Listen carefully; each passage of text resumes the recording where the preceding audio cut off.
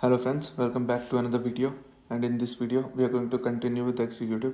इस वीडियो के अंदर हम स्टेट एग्जीक्यूटिव के बारे में स्टडी करने वाले हैं। स्टेट एग्जीक्यूटिव के अंडर चीफ मिनिस्टर की जो पोस्ट होती हैं उनसे रिलेटेड जितने भी इम्पोर्टेंट प्रावधान हैं उन्हें हम देखने वाले हैं।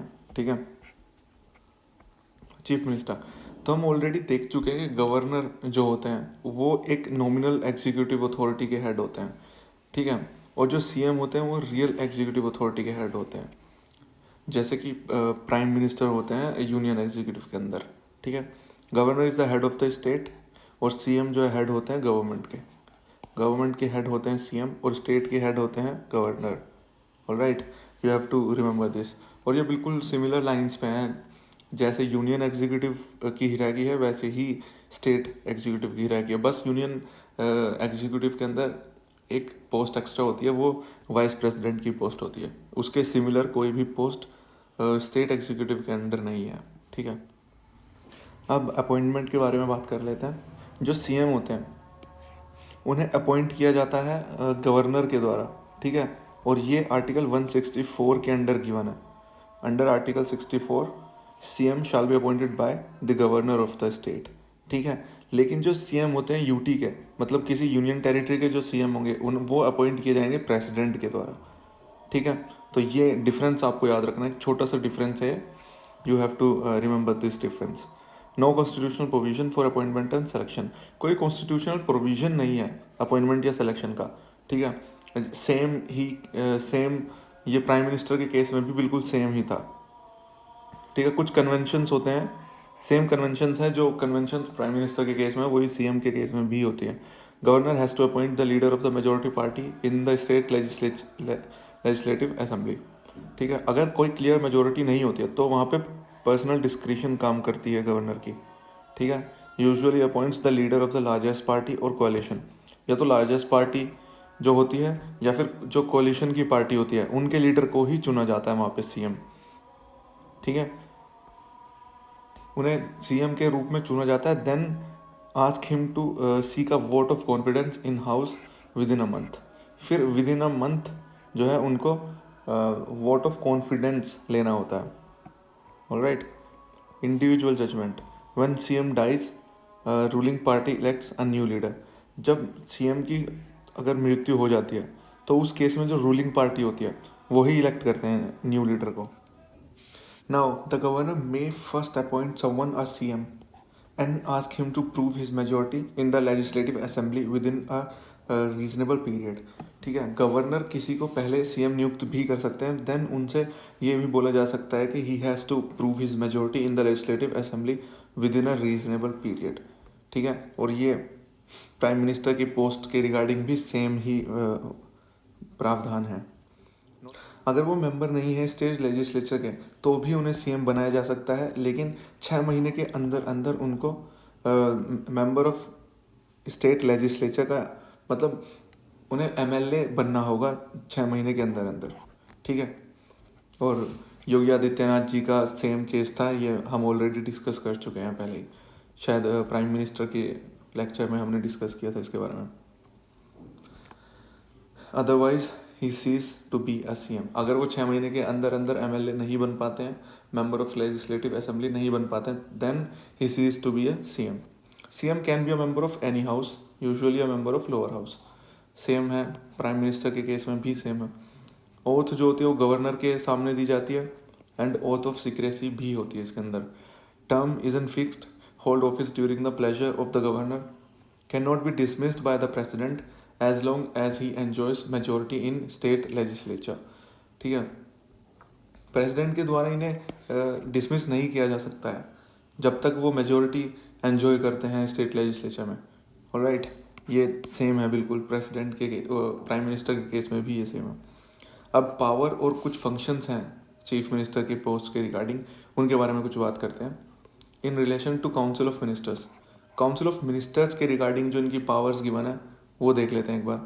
Governor appoints ministers only on the recommendation of CM. CM जिनके नाम रिकमेंड करते हैं गवर्नर को, गवर्नर केवल उन्हें ही मिनिस्टर्स नियुक्त करते हैं।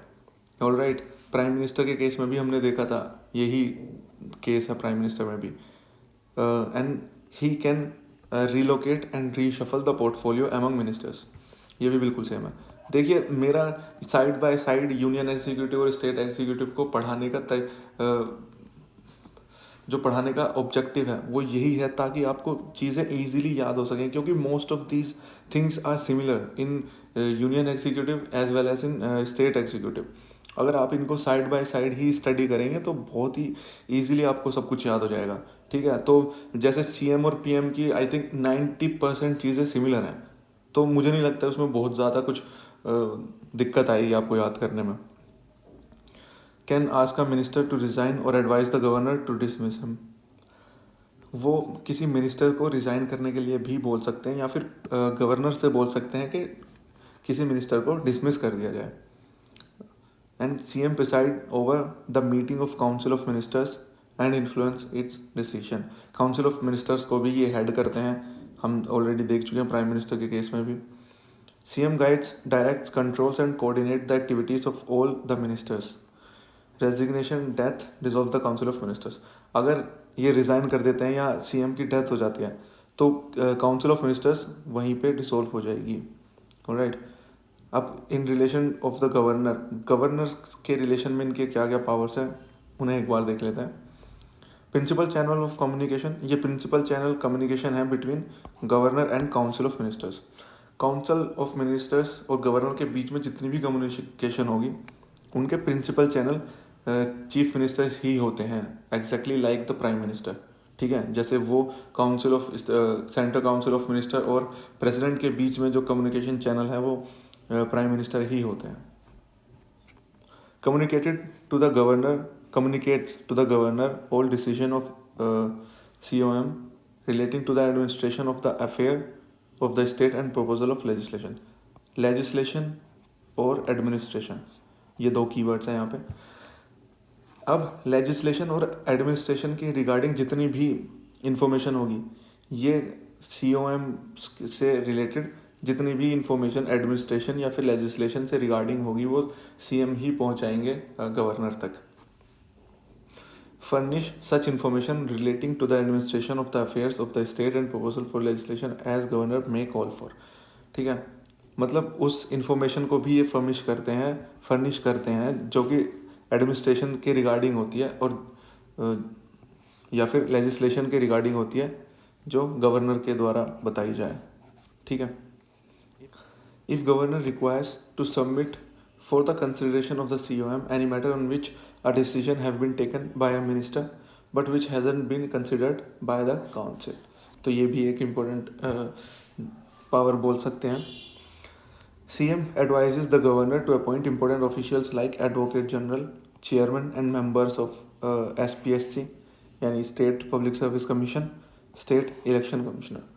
ठीक है, तो इनके पास ये पावर भी होती है कि ये एडवाइस करते हैं गवर्नर को कि वो इम्पोर्टेंट ऑफिशियल्स को अपॉइंट करें।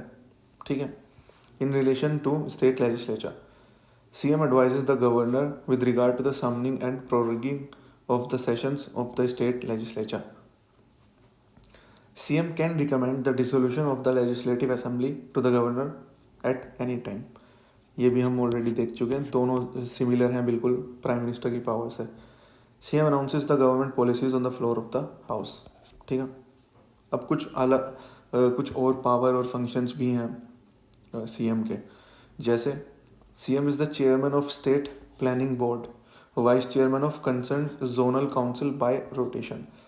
देखिए जो जोनल काउंसिल्स होते हैं उनको हेड किया जाता है होम मिनिस्टर के द्वारा, और जो वाइस चेयरमैन जो होते हैं उनके चेयरमैन होते हैं होम मिनिस्टर, और जो वाइस चेयरमैन होते हैं वो जिस जोनल काउंसिल में जितनी भी स्टेट्स हैं तो उन स्टेट्स के जो CM होंगे ये बाय रोटेशन वाइस चेयरमैन बनते हैं उस अपने पर्टिकुलर जोनल काउंसिल के। ठीक है, आई होप आपको समझ आ गया होगा। Holding office for a period of 1 year. ठीक है, और 1 साल के लिए अपना ऑफिस होल्ड करते हैं as a vice chairman of his और her particular zonal council. Okay, member होते हैं इंटर स्टेट काउंसिल के। इंटर स्टेट काउंसिल मैं आपको ऑलरेडी बता चुका हूँ इनका आर्टिकल याद रखने की टेक्निक मतलब ट्रिक। 2 स्टेट्स हैं, एक का नाम है 2 और एक का नाम है 3, और इन दोनों को मल्टीप्लाई करेंगे तो 6 आएगा, तो यही आर्टिकल होता है, ठीक है, इंटरस्टेट काउंसिल 263। और अगर आपसे पूछा जाए कि इंटरस्टेट वाटर डिस्प्यूट का जो ट्रिब्यूनल बनता है उसका आर्टिकल क्या होता है, तो उसका आर्टिकल होता है 263 से एक कम 262, ठीक है। ये मैं आपको इसलिए बता रहा हूँ ताकि आप कोरिलेट कर सकें और you can memorise these articles easily. National development council के भी ये मेंबर होते हैं which is headed by the PM, okay. Chief spokesman of the state government, crisis in manager at the people receives memorandum regarding their problems. Political head होते हैं services के, ये भी हम ऑलरेडी देख चुके हैं। अब relationship with the governor, article 163 के अंडर गिवन है कि council of ministers to aid and advise governor. तो जो काउंसिल ऑफ मिनिस्टर्स होगी वो एड और एडवाइस करेगी गवर्नर को, ये आर्टिकल 163 के अंडर गिवन है। और ये सेम आर्टिकल 74 में गिवन है यूनियन एग्जीक्यूटिव के लिए। आर्टिकल 164 के अंडर क्या गिवन है, CM shall be appointed by the governor, CM को गवर्नर द्वारा अपॉइंट किया जाएगा। Other ministers also on the advice of CM, और बाकी के मिनिस्टर्स को भी सीएम द्वारा ही अपॉइंट किया जाएगा, लेकिन किसके एडवाइस पे, सीएम के एडवाइस पे। Minister shall hold office during the pleasure of the governor. Council of minister will be collectively responsible to the legislative assembly of the state, ठीक है। तो जो सीएम काउंसिल ऑफ मिनिस्टर्स होंगी वो collectively responsible होंगी legislative assembly को, ठीक है। ये आर्टिकल 164 में ही गिवन है ये भी।